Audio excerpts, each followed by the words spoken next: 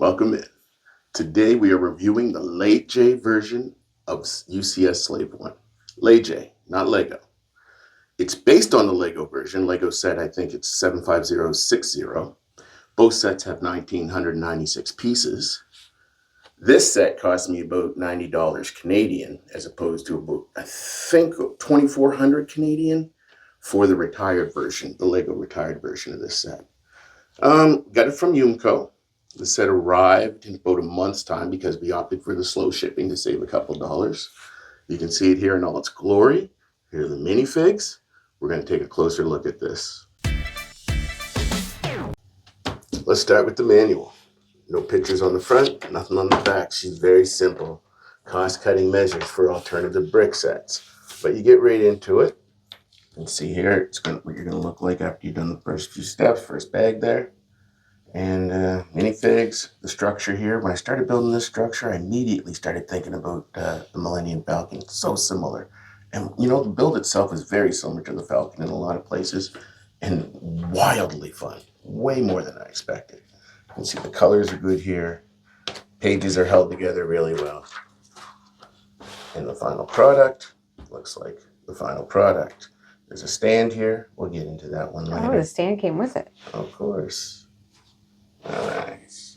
And also, too, before we get out of here, that sticker sheet right there. That's what came with it. Not too many stickers. And we managed to get them on there pretty good. These are the minifigs. 5 in total. We have a Bespin Guard, Han Solo, Boba Fett, Stormtrooper, Han Solo, and Carbonite. For alternative bricks, I'm pretty impressed with the quality here. So we'll spin them around. You can see the backside. Look at the detail of Boba Fett. Just absolutely love it. The Carbonite Han Solo, I had the Kenner version of this when I was a kid. I remember the Carbonite being a little darker. I could be wrong, but it was almost black as opposed to this dark gray. Regardless, still looks really good. So this is the stand that came with it.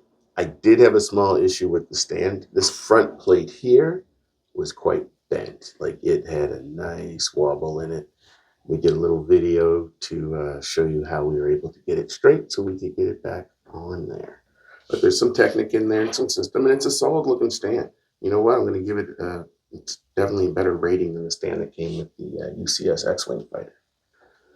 So we just picked this bad boy up, see how solid this is, and just for a quick second, we'll just do a little swoosh. One-handed swoosh. That is solid. That is solid. So we're going to put this in here. Come sa. Wow. And there you have it.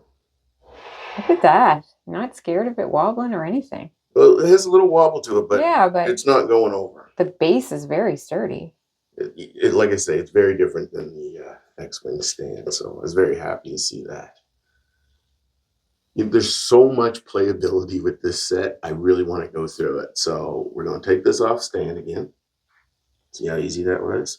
Notice these, how those rotate. Oh, on their own. Just due to the gravity. Isn't that very neat? That is very cool. Let me set this down here. Is it still in the camera? Yep. All right, I'm going to put the stand over here. We have our rear gunners.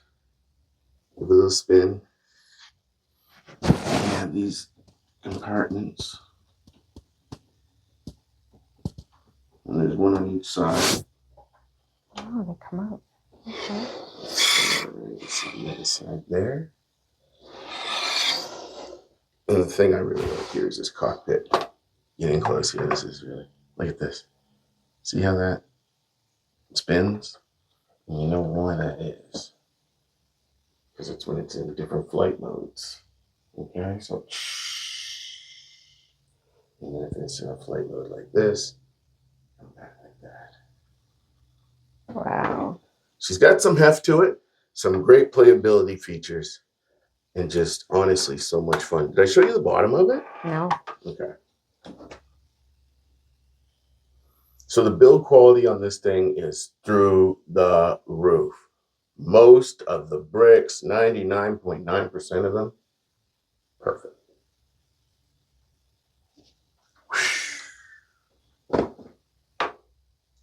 So as with alternative bricks, sometimes you do run into a scary amount of leftover pieces.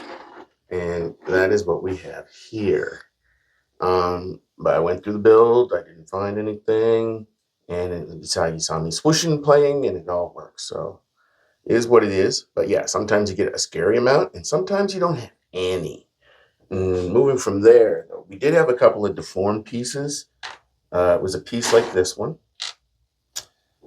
And the back of it was filled over, so I couldn't get the rod through. Oh, right.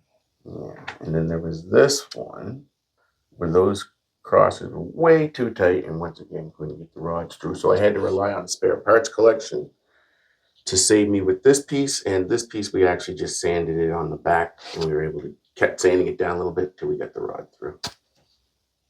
I love this set.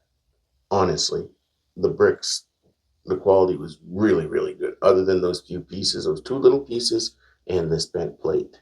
We just put some boiling water on this plate, one side, let that water cool off, put it on the other side, let that water cool off, keeping it submerged with a little weight the entire time. And as you can see, she's come pretty straight. MiniFigs, wow. Seriously, for alternative bricks, really impressed with the quality of that. Playability on the ship itself is absolutely through the roof. Love the flaps, love the guns, love how it looks. Love the display stand because it helps get it up off the ground, and you have different ways to display it. So downstairs, it's going to be displayed like this. But up here, we display it like these. Simply because I just love the footprint that it has. Overall, for $90 Canadian, such a fabulous build. I really feel like I got my money's worth. And I look forward to doing, probably more Star Wars. Thanks for watching. Until next time, keep clicking those bricks.